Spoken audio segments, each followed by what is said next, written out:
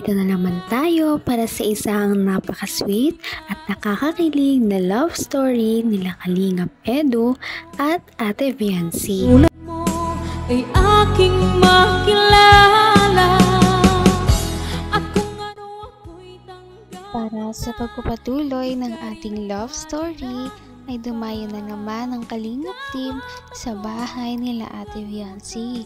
Sobrang lamig na nga ng panahon ngayon kaya lahat sila ay talagang todo cover ng kanilang katawan at dahil taglamig na ay marami na naman tayong naabangan na mangyayari sa kanilang mga outing sa mga susunod na video.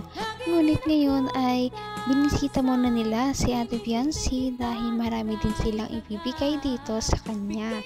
At ito na nga ang mga nangyari at mga kilig moments na ating matutunghayan para sa mga video na ito. Paniguradong mag-trending na naman ang kanilang love team.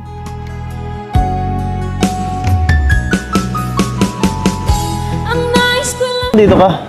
Si Kalingap Pab dapat ang kasama ko dito. Sige na. Pagigyan mo na ako.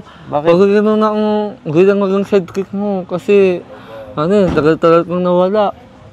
Si Kuya, pagpahingay mo na yan, kawawa naman ng tao, maguhunot pa. Maawa ka naman. Please. Sige na. Basta huwag ka dyan makulit ha. Promise. Hindi ako makulit. Para pababalikin kita. Ano ginagawa mo dyan? Ang ganda talaga niya, oh. Grabe, swerte ko naman. Ay, hindi ala. Ikaw alang swerte. Oh, wait lang, na-attack din ako. Good luck sa date niyo, ha? Sama ka. Good luck sa date niyo.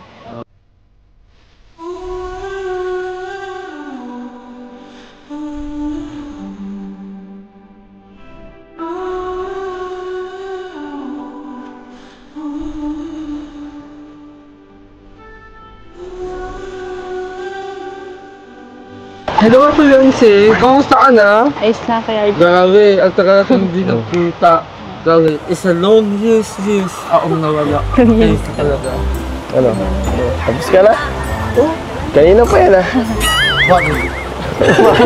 Ay, sorry kuya. Kamay mo hawakan mo. Diyan lang. Diyan ka lang. Sige, good luck ha. Ano? Mukhang puwet ka pa. Ano? Kumusta ang Christmas party? Ayos lang po. Nag-puwet ka na naman yata ng hanggang gabi eh. Maaga ako nag-uwi. Maaga nag-uwi. Ay, saan ka natulog? So pa dito sa bahay. Saan maaga ka umuwi? Maaga nga ako nag-uwi dito sa bahay. Tara, pasok po muna. Sige, papasok. Sinong tao dyan? Sila mga po. Ayan dyan. Tao po, papasok po. Grabe talaga ang ganda ni Ate Viancy. Kahit na sobrang simple lamang ng kanyang suot, kahit naka-jacket lamang siya at hindi siya naka-makeup, sobrang gandang-ganda pa rin talaga niya. Kaya nabihag niya talaga ang puso ni Kalingap Edu. At ngayon ay masaya na naman sila dahil magkakasama na naman sila. Tao po, papasok po. Tay. Hello po tayo, magandang hapon po. Taba. Ay, may laglat, isunin ka na po. Sa mga delikado, baka mahawaan. Sit. Take a seat. Dito naman tayo sa pwesto natin ay.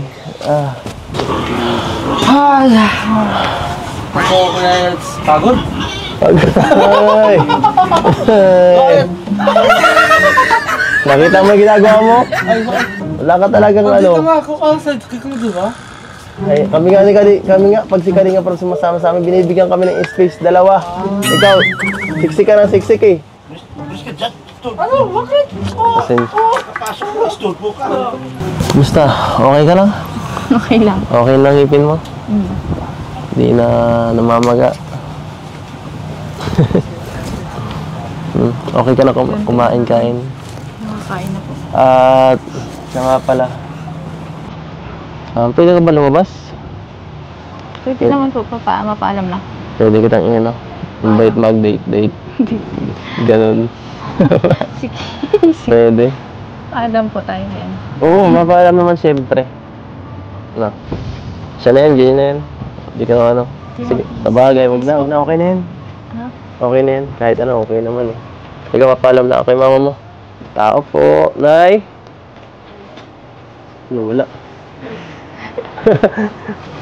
Pasensya na po. Magandang hapon po, Nay. Maano lang po sana ako, papaalam kaya ano, si Biancy, papaalam ko kung pwede pong ano, ilabas ko muna ngayon. Sige po. Baka po nagagalit na kayo, palagi na lang ginagabi ang anak nyo. Ayun naman pala, kaya pala dinayo ni Kalingap Edu ang bahay nila Ate Viancy ay dahil gusto niya itong ayain sa isang date. Para naman hindi na ma-stress si Ate Viancy gawa ng mga bagyong dumating at sa kanyang mga schoolworks, kaya aalis muna daw sila at magliliwaliw. Kita mahal. Teka lang, Okay lang. okay lang ipin mo. Hindi na namamaga. Okay ka na kumain, kain. Nakakain na po. At siya nga pala. Pwede ka ba lumabas? Pwede naman po, mapaalam na. Pwede kitang invite mag-date. Ganon. Sige. Pwede. Paalam po tayo yan. Oo, mapaalam naman siyempre. Ano? Siya na yan, ganyan na yan. Hindi ka na ano. Sige, sabagay, wag na, okay na yan. Ha? Okay na yan, kahit ano, okay naman eh. Sige, mapaalam na ako kay mama mo. Tao po, Nay. Ano, wala. Pasensya na po. Magandang hapon po, Nay. Maano lang po sana ako, papaalam kaya ano, si Biancy, papaalam ko kung pwede pong ano, ilabas ko muna ngayon. Sige po. Baka po nagagalit na kayo, palagi na lang ginagabi ang anak nyo. Paalam ka naman. Opo. Ay, kumusta po yung anak mo? Yung ba yung mga bagsak Ay, puyat. Puro pang 3 gabi ng kagabi.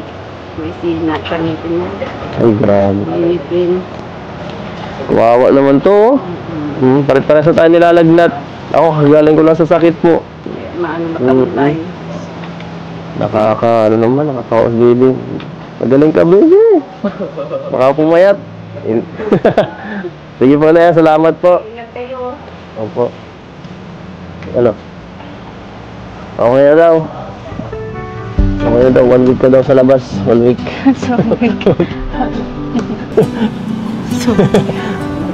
Okay na ba yan? Hindi ka na... Sige po, kampan. Ay, sige. Ano? At syempre, hindi makakaalis si Ate Viancy kapag hindi siya ipapaalam sa kanyang mama. Kaya naman si Kalingap Edu ay makikita natin kung gaano siya ka-respectful sa pamilya ni Ate Viancy dahil palagi niya itong pinagpapaalam at hindi niya binabypass ang mga magulang ni Ate Viancy. Kaya naman dahil kitang-kita rin ng kanyang mga magulang ang pag-aalaga. Yung anak nyo. Paalam ka naman. Opo. Ay, kumusta po yung anak mo? Yung ba yung mga bagsak Ay, puyat. Puro pang 3 gabi ng kagabi. May sina, kanipin niya. Ay, grabe. Kanipin. Kawawa naman to. Pares-pares na tayo nilalagnat. Ako, galing ko lang sa sakit po. Matamlay. Nakaka-kaos, baby. Magaling ka, baby. Baka pumayat.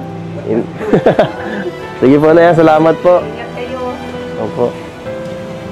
Ano? Okay na daw. Okay na daw, 1 week ka daw sa labas. 1 week.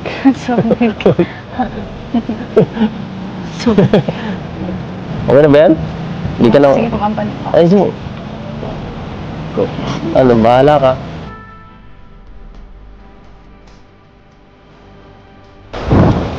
Sakit mo talaga. Sakit. Nakikita ka. Ano? Tara. Makita ka ni mama. Tara. Tawad rin. Ay, boss! Oh, Boss Ed, saan tayo? punta ang pinakamagandang ano dyan, kainan Dok. Kainan? O pwede maganda rin tambayan. Ay, di, dahil tayo. Wala mang makakainan dito, wala mang nagluluto dito. Sige, ikaw nang bahala. Ah, sige boss, basta ikaw. Kung anong gusto mo, sunod lang ako. Dito muna tayo. Okay na dito. Grabe. Buti nakitama ang panahon. Ay. Biruin mo naman. Kailangan lang pala kasama ka para gumanda ang panahon eh. Grabe. Grabe man yan. Sana nga po. Ano kaya ang mga mangyayari sa mga susunod nating video dahil ang kanilang date ay makikita nyo doon. Kaya naman sana ito ay inyong abangan at subaybayan dahil paniguradong marami silang mga kilig moments at marami na naman ang marireveal na pangyayari sa kanilang dalawa. Napaka-sweet talaga nila at napakabait ng tambalang ito kaya maraming sumusuporta. Kaya naman sana ipatuloy natin silang suportahan at mahalin si Viancy, si Kalingap Edu at ang Kalingap team. Yun lamang at maraming salamat sa panonood. Abangan natin kung magkakatuluyan ba talaga si Kalingap Edu at Viancy. Hanggang sa muli. Bye! Ngayon'y abot